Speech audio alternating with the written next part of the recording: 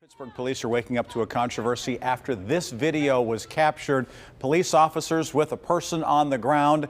Before you think about putting on goggles and getting out your work gloves and your saw, you may want to sit tight. The most important thing is to make sure you contact your insurance company. Several schools canceling classes as a precaution today. No school at Fox Chapel, no school at Wilkinsburg. The bottom of your screen, that's got the running list of the other ones that are closed today.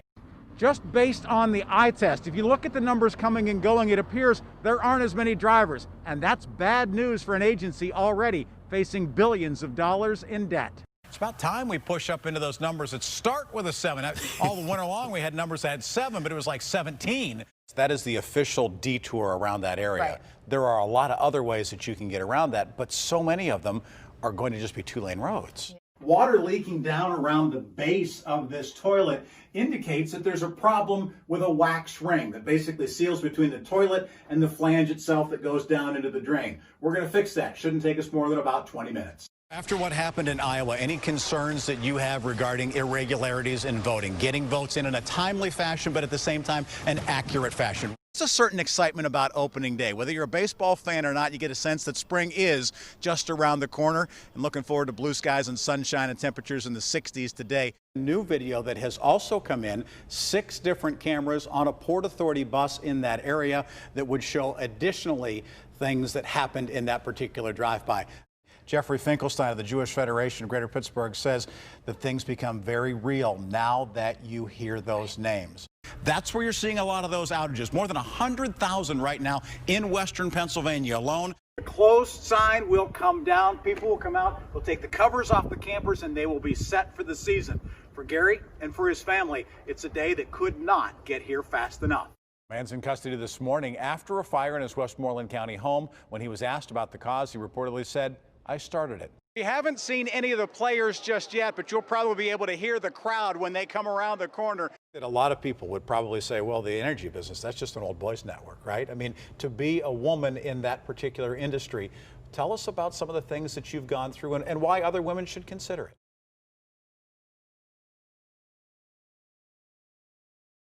Right now on the KDKA TV Morning News, a woman now faces charges after the death of her son. The latest details in that case weeks after the child died. Also, more information as crews pulled a man's body from a lake last night, what was found near his body, and more details surrounding his death. Plus, the governor is expected to sign a bill to help restaurants during the coronavirus pandemic. I'll tell you where you could pick up your cocktails to go. Thanks so much for joining us on this Thursday. It's the 14th of May. I'm Rick Dayton on KDKA and CBSN Pittsburgh. Let's get a check of that forecast now as meteorologist Ron Smiley has the numbers for us. Ron? Went up on 2 minutes past 5 o'clock, and we do have a traffic alert to pass along this morning, an important one for drivers in the Highland Park neighborhood. Pittsburgh Public Safety is going to be testing the floodgates along Washington Boulevard. That'll be about 8 o'clock this morning. A portion of the road is going to be closed between 8 and 8:30 for that test. Drivers are asked to avoid the area, or if you go through that way, expect delays around the Zone 5 police station. Happening overnight, a fire destroys a home under renovation in Newcastle. That fire started about 11 o'clock last night on Pennsylvania Avenue. Flames spreading to a home next door, waking a man who lives there. Now, he did manage to get out of the home safely. Says the couple had been renovating the house next door where the fire started. They had been in earlier in the day. The cause of the fire is under investigation at this hour. The community outraged following the beating death of a 2-year-old child. The boy's mother and the boyfriend both charged at this point with the child's death. Lindsay Ward joins us now with details on the charges filed against Teresa Fetterman. Lindsay. Police in Armstrong County are investigating a possible drowning in Kiski Township. The coroner says fishermen found an empty canoe at the Apollo Spring Church Sportsman's Club Lake last night.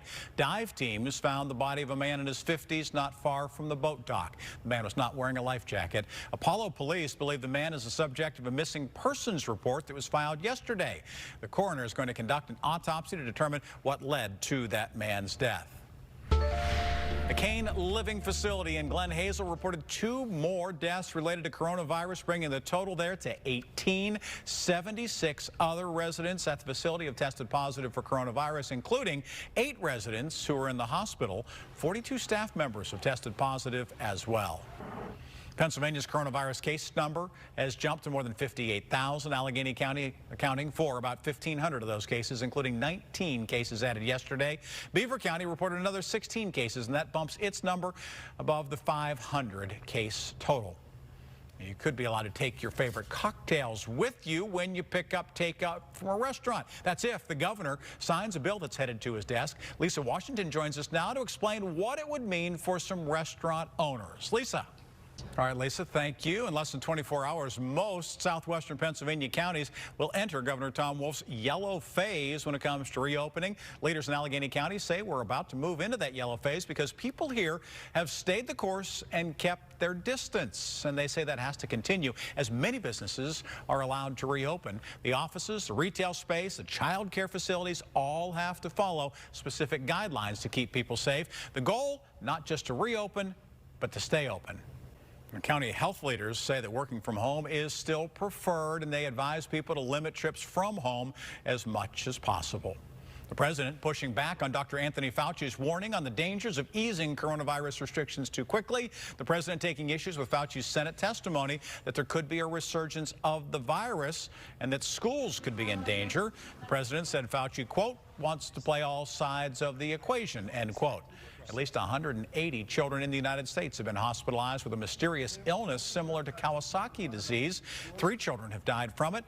It may be related to COVID-19, doctors say.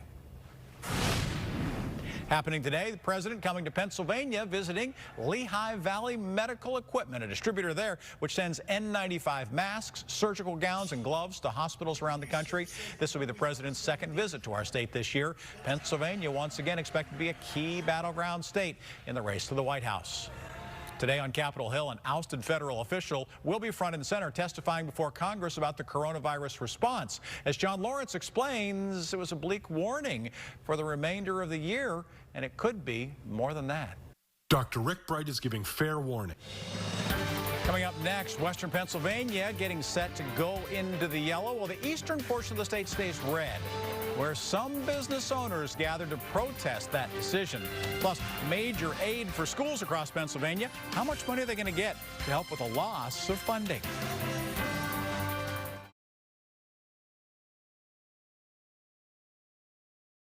Good morning. It's Monday. It is the 9th day of October. That means tomorrow's the 10th.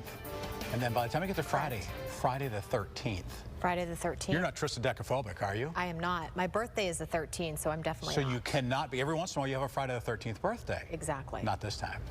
No, but my husband's birthday is this Friday the 13th. Wow. Lots of 13ths in my family. Look at all the things going on here. Along with Sarah, I'm Rick. Glad you're with us here on the KDKA TV Morning News on Monday, October the 9th. We are following a developing story this morning of an armed robbery in Greenfield that happened just before 4:30 this morning, about 90 minutes ago. The Speedway gas station on Browns Hill Road. Pittsburgh police were on the scene for about an hour before clearing the scene. We will continue to bring you the latest information on that as it comes into our newsroom. That robbery, though, happening just about an hour after a pair of convenience store holdups overnight. Police think those two are already connected. Could it be a third? Lisa Washington joins us now as we bring her in with the latest on the story. Lisa. Pittsburgh police are also investigating a robbery and shooting that happened of a food delivery driver. Police say the driver was shot delivering food in the 2400 block of Elsie Street in Arlington. He was approached by 2 men who stole the pizza, then shot him. Reported to be in stable condition. Police say one of the robbers is described as being 6 feet tall. At the time was wearing black pants and a white jacket. The other, 5 feet 5 inches tall, wearing a striped shirt and had on black pants.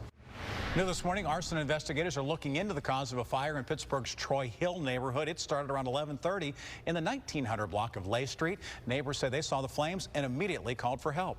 Neighbors went on to say the family's out of town. They're celebrating a young daughter's birthday. The first floor of that home did sustain heavy damage, and the fire remains under investigation.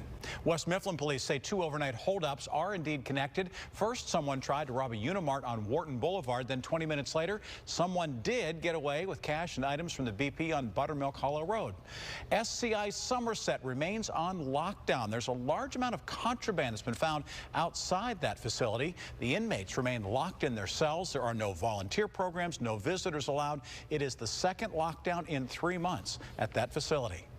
Just checked our family calendar this morning at 8 o'clock today. What's it say right there? It says today is Dot what? Day. Today is Dot What Day. is Dot Day? Elfinwald Presbyterian Church, where my wife teaches, today is Dot Day. You have to wear something with polka dots. Oh. Look who got the memo. There we go. You're participating in I Dot am. Day. I am. You're a trendsetter when you don't even realize it. How about that? Participating in Dot Day. Still ahead this morning, several reports of issues with a brand new iPhone. Remember what Samsung went through? Well, now Apple is having to deal with some different sorts of claims about their technology, too.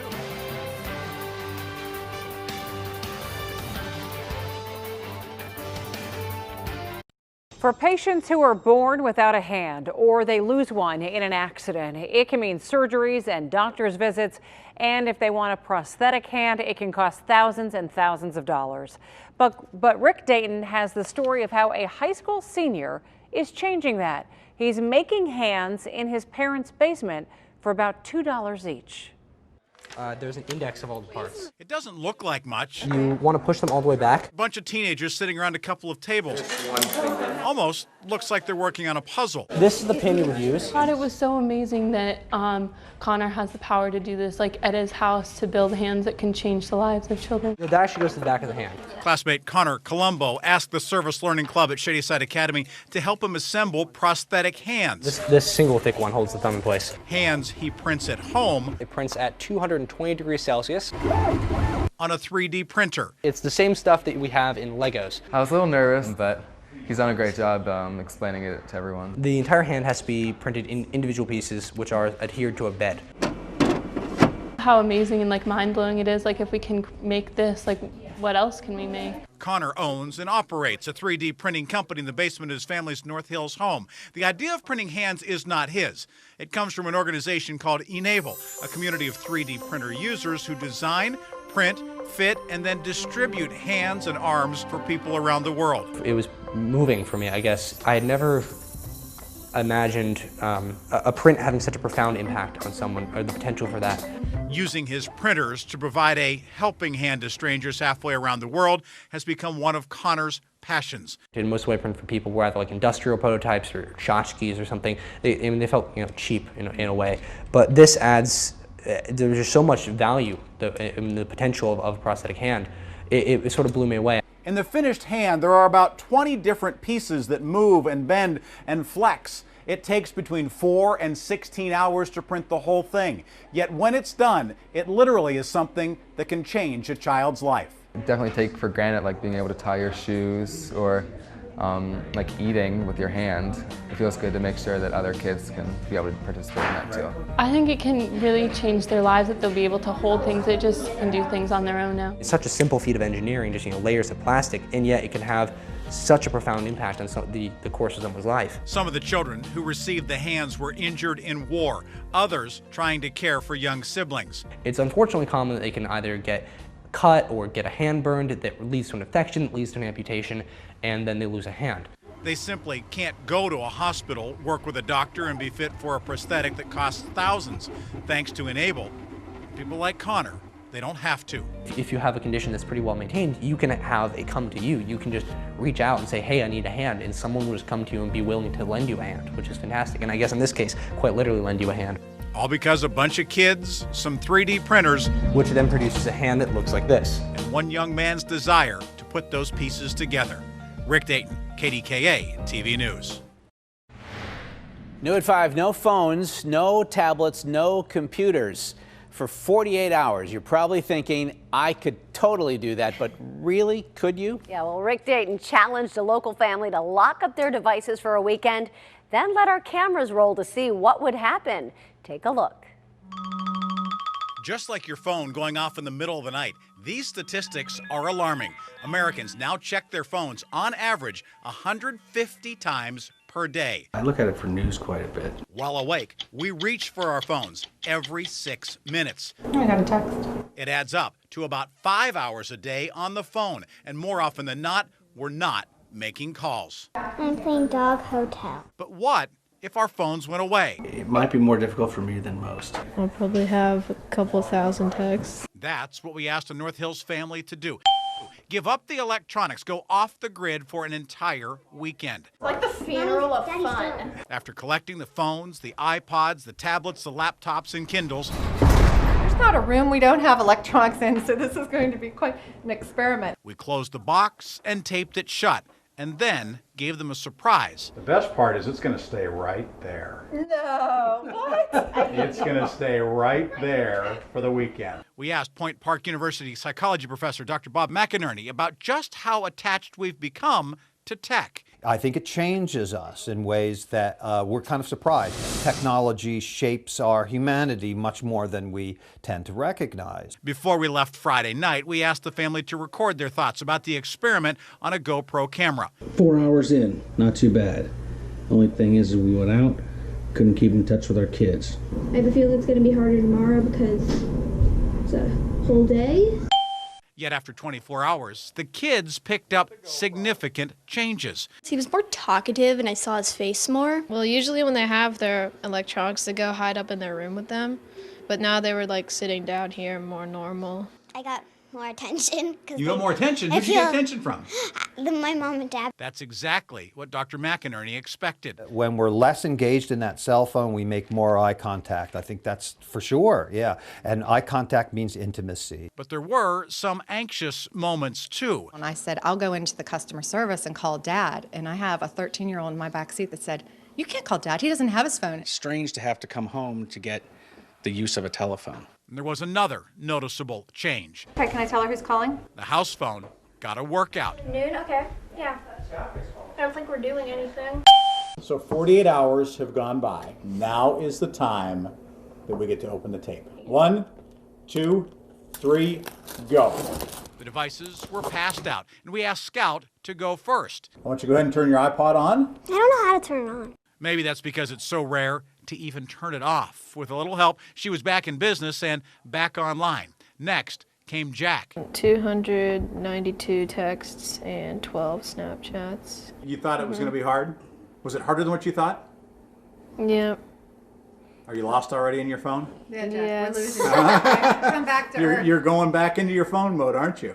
It was precisely what the doctor predicted when the tech came back. And one of the losses is reliance, which I think your social experiment began to discover. One of the more fascinating things your social experiment showed was intimacy, a loss of intimacy. In retrospect, the family learned it was a hard lesson. I think all parents are guilty of, to the kids, hand me your electronics, but yet they didn't give theirs up. I would say if you're going to do it, at least go through the pain with them. For Mary Ann, it's not about calling and texting. My calendar is pretty much my go-to of where I am at every hour on the hour, and that was really hard for me. But they agreed it taught them a lot about how reliant we've become. I think we are used to that. I don't want to say addicted, but it's just part of the way our world's rolling right now. Grant thinks other families can benefit from it, but suggests giving the phones to a neighbor instead of leaving them on the counter at home. They were pretty good about it, but there were times they said, I'm getting my phone back right now. I'm going to get it. And we're like, Jensen. We've got until 5, just hold tight. Rick Dayton, KDKA TV News. All right, so that's just the beginning of the discussion. Rick is live online right now answering questions that you might have about this experience. And he also has some very interesting thoughts from that psychology professor at Point Park University about what we can all learn from this experiment. So go to our KDKA TV Facebook page right now to join in on the discussion.